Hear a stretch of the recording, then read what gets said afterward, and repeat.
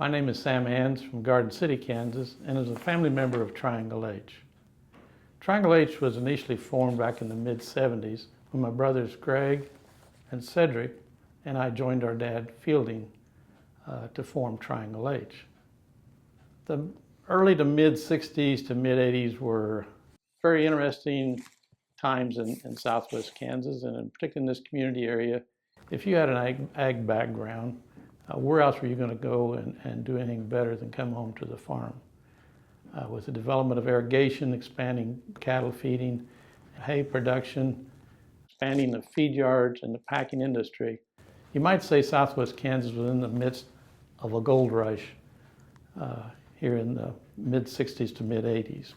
As we well know in the ag production world, pounds pays the bills. Now, whether we're growing wheat, corn, hay, cattle, again, pounds pays the bills. But just like my grandfather always emphasized, quality is what makes the difference. You know, we hear a lot these days about how are we going to feed 9 billion people here in another 25 years come 2040. And yet I've heard many comments made that we could probably feed them today if we just avoided the waste that takes place from the starting point to the consumer point. And we certainly know in our obese society today, there's a lot of waste just right at the dinner table. But that being said, we have no more land mass within this world, no more water. And so we've got the same resources to feed this 9 billion as we did in our earlier years. And so it's going to take improved technology to do that. And whether we're talking about crops or we're talking about animals, genetics is where it all starts. Now, we can do a lot through the chemistry of pharmaceuticals and nutrition and that, but it really starts with good genetics. And this is what's very important. Now, we also hear from a lot of our, particularly our consumer level here, a lot within our country, that, well, we need to be organic or we need to be natural. That's fine. But still, the best of genetics is going to make us able to do better, regardless of what level we do that. And I have no problem if it was decided tomorrow that by the World Trade Association, everything had to be natural and organic, it's fine. But I'm still going to utilize the best genetics I can so I can do all I can with the resources I got to work with. Now, we may not be feeding 9 billion people on an organic or natural basis. We may be just doing good to maintain 5 or 6 billion people. But that's a choice that the world has to make. But as the feedlot industry started to take shape here, and even though we dealt with some in the registered business in the early 60s, in 68, Dad and I said, you know, we think probably the commercial industry is where we really ought to be focused. And so we started crossbreeding. 69, I started AI. And starting in 70, we retained ownership and retained ownership of our cattle ever since. For 20 years, there, all of our feeding of our cattle were in the commercial yards. And the commercial yards did a very good job. But my frustration came with the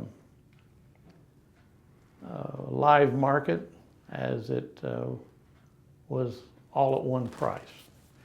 And I got tired of being held up on the market because somebody didn't want to sell at that price. So I ended up starting dabbling in market on the rail in the late 80s and decided that's the way we wanted to market our cattle. So then we made the choice there around 1990 to convert our little grow yard that we'd started about 5 years before into a finish yard, and started marketing on the rail with IBP.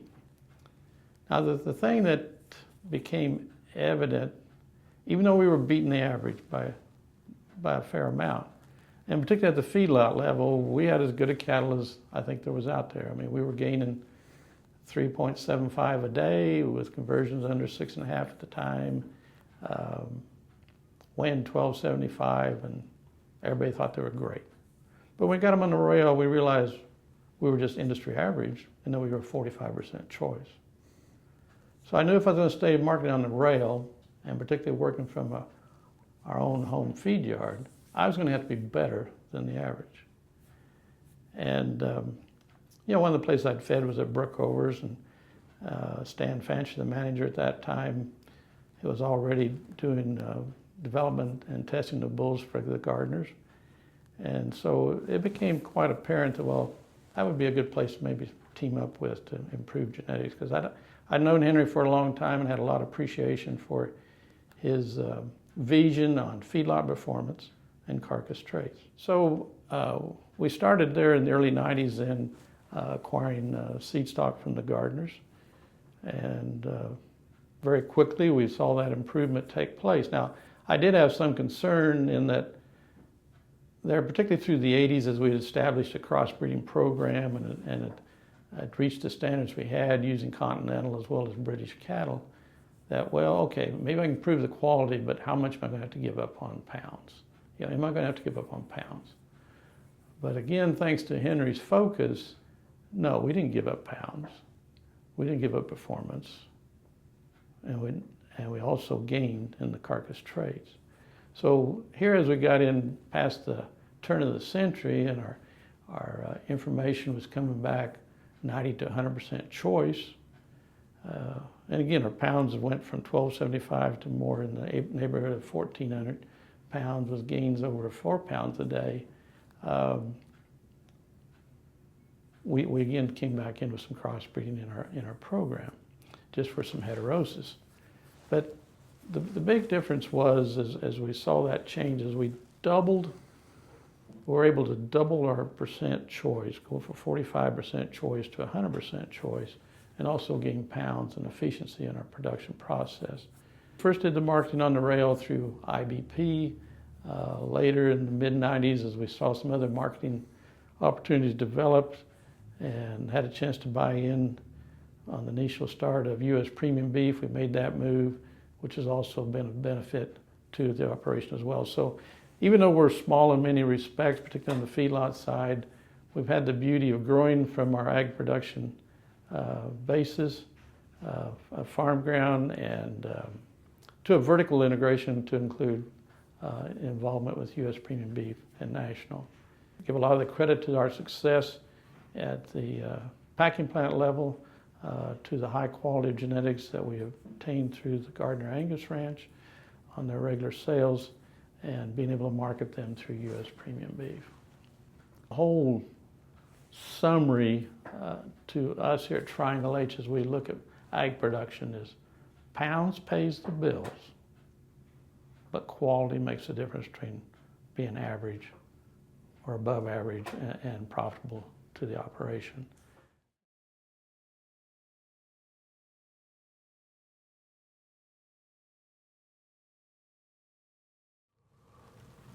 Well, as we feed cattle, and we've had the luxury of feeding cattle in our farm feed yard set up here. As we started doing our own finishing of cattle, we thought, okay, we got those we raise, and guess we'll go to the barn and buy the others. Because who would want to feed with a little old nobody out here, a farmer feeder? But again, thanks to the gardeners and them referring clientele to us and that. And probably our niche has been twofold in that the office works to feed a lot of data back to these clients of gardeners and clients of Triangle H as to how their cattle perform. We developed an index system that ranks them as far as how they perform in the feedlot as well as how they perform on the rail. And uniqueness about our feeding operation is I would say 95% of the cattle we feed come from a cow-calf setting and not out of a sale barn. And we follow them through, like I said, from day one clear through the rail basis, and that's made a difference. Now, the interesting part is out of all that clientele, majority of it probably has a Gardiner influence. Some of it also other fellow seed stock, or not seed stock, but fellow patrons and members of U.S. premium beef, which is the case of some of them. But for most part, they're Gardiner clientele, and some of them just started and some for a long time. But it's interesting as you watch the cattle in the yard and you watch the data, is you can pretty well decide how long they've been in that mindset by how they perform and how they eat, how they gain, and how they hang up on the rail. You know, the longer they've been with that kind of commitment, the better they do. It's just pure and simple. And again, we all have to be hats off to Henry for his vision of carcass traits and feedlot performance, because that's really, in the beef side, that's really where it's all at. Particularly in the Angus breed, due to all the data and technology that's been available, Angus went from this little 900-pound animal to being the animal of the industry, and has surpassed the Continentals in many cases. You know, the Continentals can still bring in some synergies there from heterosis, maybe create larger ribeyes, maybe create a leaner carcass, but to have performance predictors and quality traits, the Angus has done a superb job of that, and again, I commend the association. Having had the opportunity to play a part in the early years of the beef checkoff system that I think's been very positive towards the consumer and developing new products and promoting the product. You know, the thing that probably did as much for the industry as anything is certified Angus beef. Yeah, it benefited the Angus, but it probably did as much for the whole industry as anything, because it focused on quality. And as I saw the initial standards come out for CAB, a good friend of mine, the late Bob Hillier, was on the board at that time, and he brought those home and showed me, and I said, well, Bob, what are you going to do about these black lemmies? And he says, and how many of them are going to make CAB? You know, so it's very simple. And so we see a lot of black cattle today, and you drive by the feed yards, yeah, they're pretty black. But just because they're black doesn't mean they're going to make CAB. But I still give the CAB program a lot of credit for putting Angus where it is today, but also focusing the consumer towards a high quality product.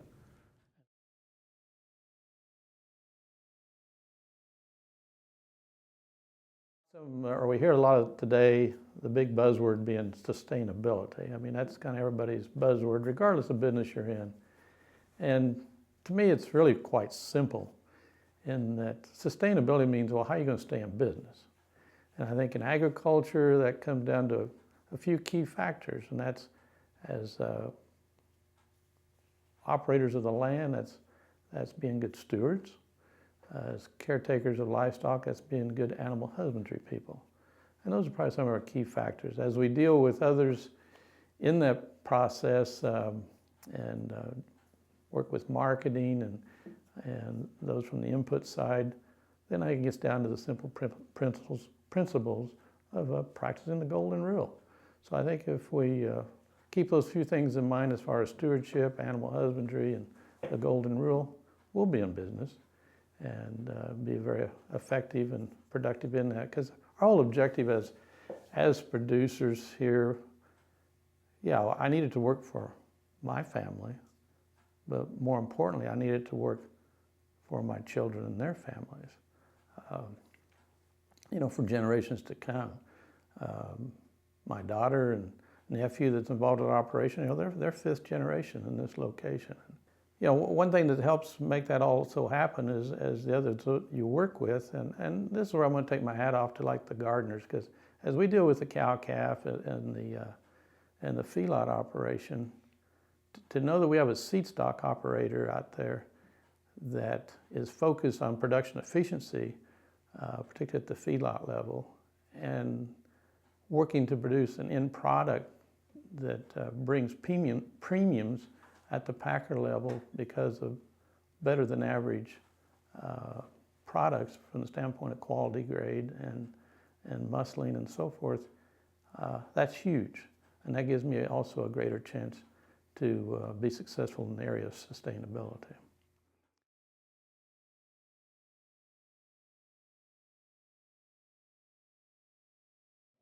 Yeah, as farmers and ranchers, we're in the raw product production commodity level. But are we strictly going to be market takers, or are we going to be market makers? And a lot of our philosophy here at Triangle H stems back to our ancestry that always believed in, as I think stated before, is there's nothing wrong with getting bigger as long as we don't give up quality in the process. So we've always tried to focus, regardless of what we produce, in quality. And again, we found this to be a very good match for us with gardeners, in that, again, their focus is a lot towards quality and reproduction efficiency. But